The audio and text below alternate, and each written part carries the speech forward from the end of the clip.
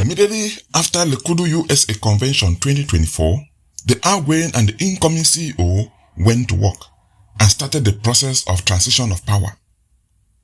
In a non-profit organization like LECUDO USA that rely on individual contributions, public fundraising, and partners' donation, a peaceful transition is crucial to ensure the public that there is continuity, especially in community projects and programs that are ongoing, like the road project, where Terence Atem, the outgoing, and Ben Fominka, the incoming, were seen in Baltimore, Maryland during the acquisition process of the road equipment. This is just the beginning.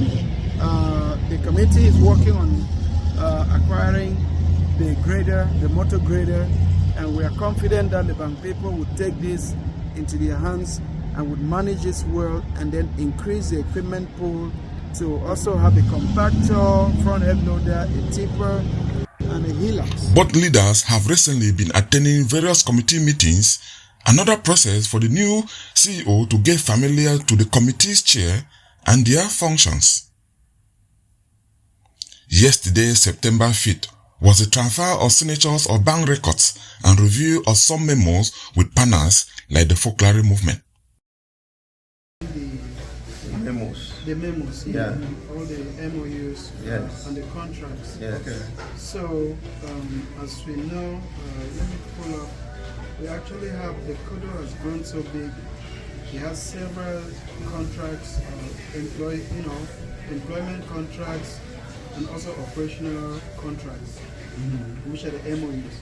So, for example, we have an MOU with the Folklore movement, right? With Mary Health, Folklore/Mary Health, and this really focuses on strengthening the healthcare systems on the ground, and building capacity.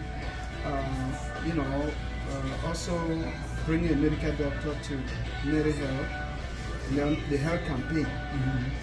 So that's the focus of that MOU.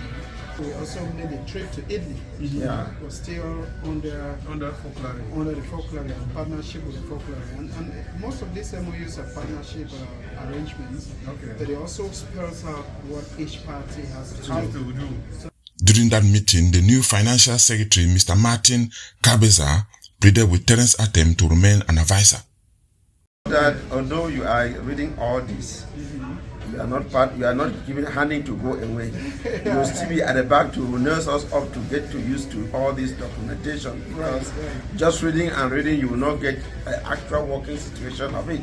But if you know, you can tell us, continuous as part of the team, to break down how we can implement them. Because you read, MOUs are all there. They are just policies. But the practicability is one that you can help us to make sure that we actually move with them. Right. And then another question that I wanted to ask you is that the contracts for these doctors and the staff, is it well structured? And then, okay. Yeah, we'll give you the actual contracts. Okay, good. Because the contracts were all developed by Professor Ennis.